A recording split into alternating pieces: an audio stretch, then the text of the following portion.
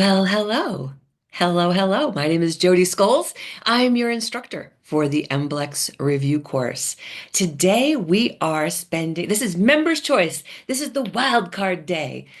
So our members of the Patreon community have voted, and because we have an extra week in this first quarter, we asked our members to vote about what they really wanted to learn. I got a curveball. I got a curveball in that the majority of people, by a little bit, but majority by a little bit, said, wow, can we spend just the whole class dissecting questions? And I was like, what? Are you kidding? All right. Yeah, sure.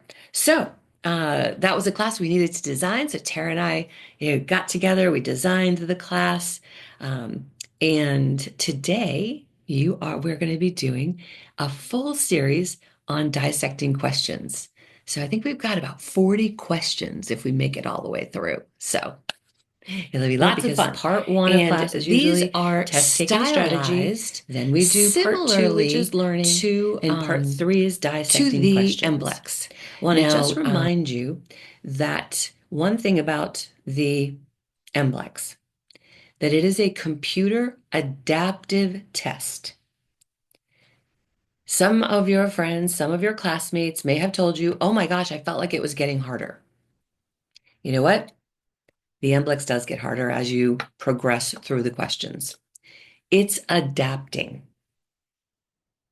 That means that you will get a moderately difficult question to start. And then, given that you answer that correctly, the next question in that category is going to be a little bit more difficult. The good news is it's worth more points. So this is 100 questions on the MBLEx. You have 2 hours to complete it. You have about an hour, 50 minutes, actually. You cannot skip questions. You cannot go back. And so as you progress through the test, it will get a little bit more difficult. But that's okay. Those harder questions are worth more points. And your goal is to score 630 points on the MBLEx. Now, to pass my practice exam, to pass the practice exam you have access to, you need to score a 70. So 630 can be likened to a 63. I'd like you to score a 70 because I like you to have a little bit of wiggle room for passing. All right. So that computer adaptive test, you can be prepared with the knowledge, you can be armed with the knowledge that that test does get a little harder as it goes along, but it's meant to. So it's not a bad thing. All right. Are you ready to dissect some questions? The slides are very boring. Okay, we're dissecting questions. And the way we're going to answer, remember, is that I'm going to send you the poll, and you're going to be choosing, you'll have 1 full minute to choose. This is a test run on this first question, okay? Because we'll see if it works. And if not, we'll go back to the chat. So you'll be putting your answer in the screen that pops up, and you'll have a full minute to do that, 60 seconds. All right. First question.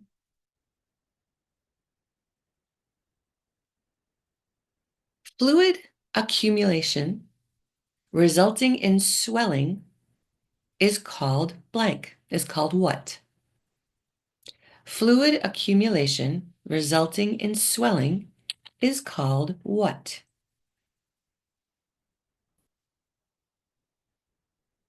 We are not eliminating any wrong answers today.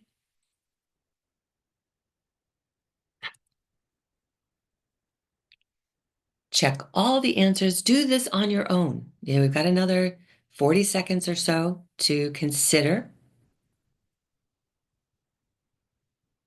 In the polls, I'm not sure if you can change your answer.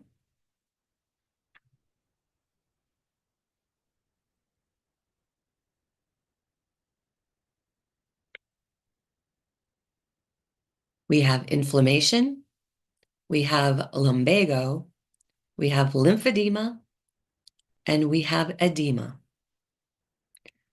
Fluid accumulation resulting in swelling is called blank. Inflammation, lumbago, lymphedema, edema. All right, we're at a minute. We're going to end the poll. Very good.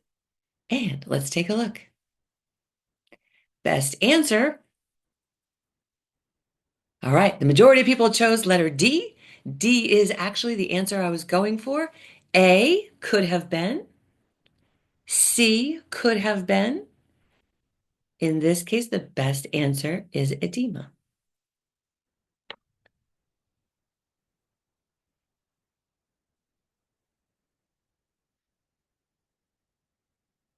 All right, next question.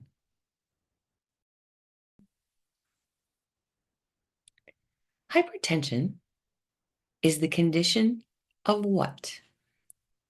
You know what? We should start this now.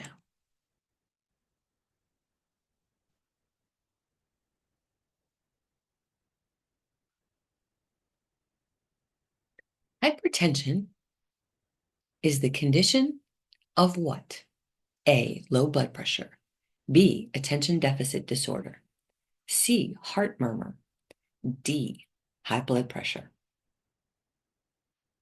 Hypertension is the condition of A, low blood pressure. B, attention deficit disorder. C, a heart murmur. Or D, high blood pressure. Pull that word apart if you're not certain of your answer, even if you are certain. Careful, careful. Mm-hmm.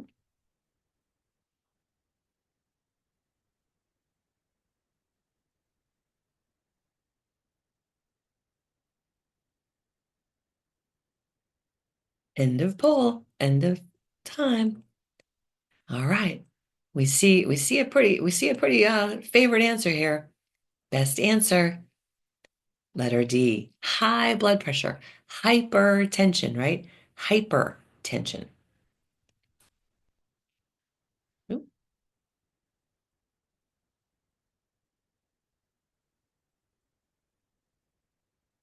okay. I think we're getting the hang of this.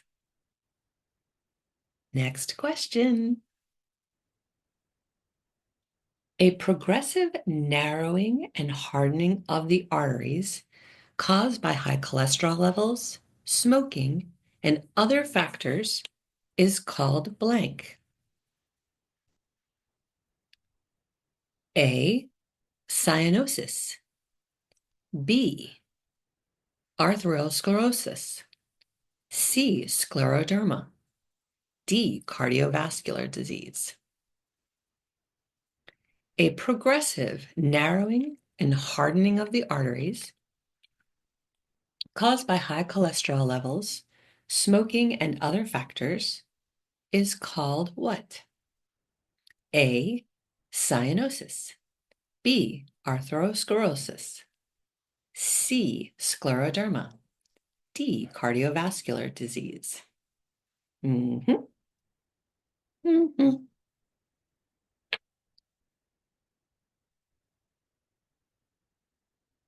Excelente.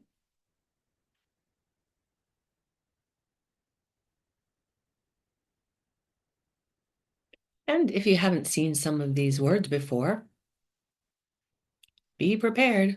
That'll happen on the MBLEx as well. All right, we're pretty split. Every answer has been chosen. Ah, all right. That's awesome. That's really very cool to know because you're answering based on The timing, and I'm loving this. All right. Best answer. The progressive narrowing and hardening of the arteries is called arteriosclerosis. Now, for those of you who chose letter D, it is cardiovascular disease. But that's a good answer, but it's not the best answer. And this is what we are dealing with for the MBLEx as well. There can be good answers, but we need to find the best answer. All right, very good. Next question.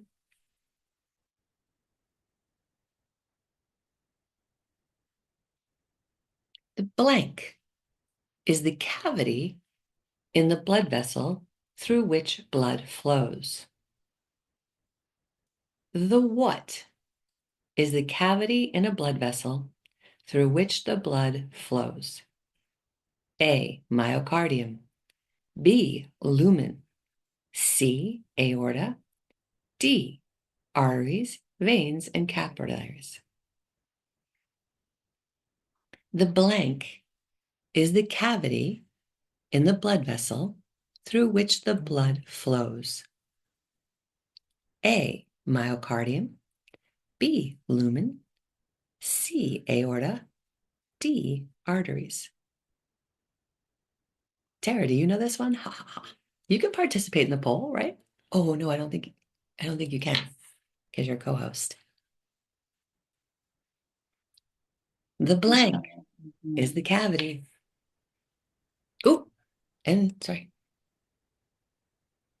All right. Looks like people really didn't want to answer this one.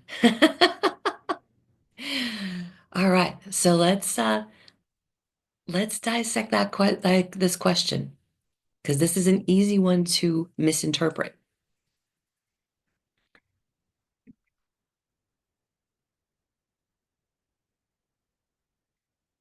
Something is the cavity.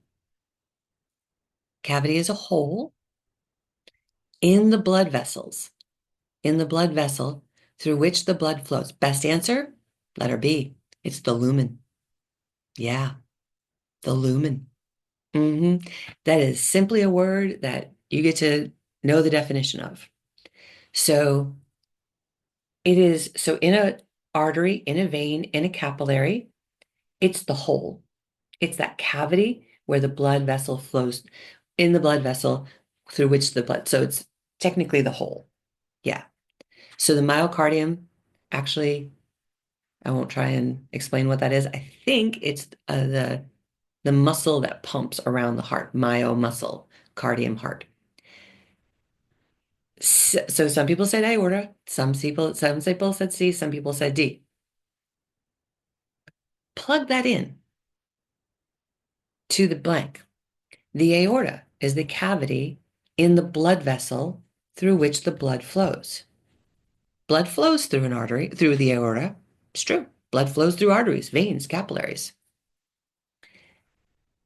But the aorta carries the blood back out to the heart, back to the body. So it's the last place the blood flows through. In fact, the aorta is an artery. It is a blood vessel. Remember, blood vessels are arteries, veins, and capillaries. Yeah. So yeah, that's like saying the quadricep and then naming rectus femoris, vastus lateralis, vastus medialis. So you can name them, but they're all muscles. Blood vessels, arteries, veins, and capillaries. You just have to know this, that word. All right. Next question. The blank describes acidity or alkalinity. The blank describes acidity or alkalinity. A, systole. B, diastole. C, pH scale. D, flavor.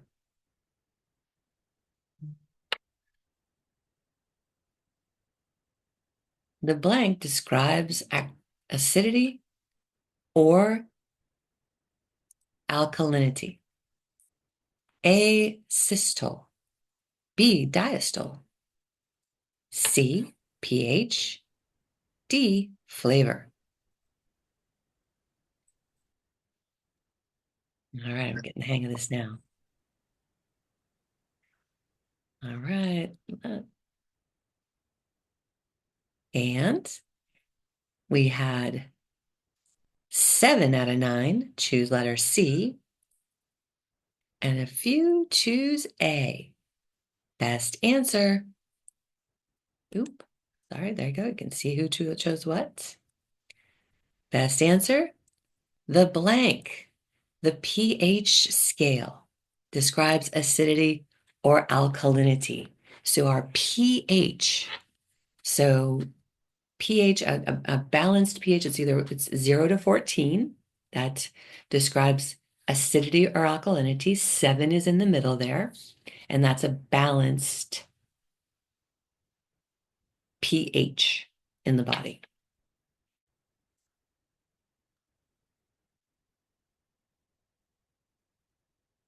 Next question. Your client tells you she has a pacemaker. What position on the massage table may be uncomfortable? A, prone. B, supine. C, side lying. Your client tells you she has a pacemaker. What position on the massage table may be uncomfortable?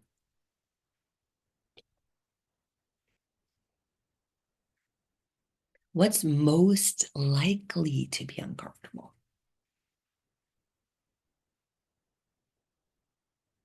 Your client tells you she has a pacemaker. What position on the massage table may be uncomfortable? A, prone. B, supine. C, side lying.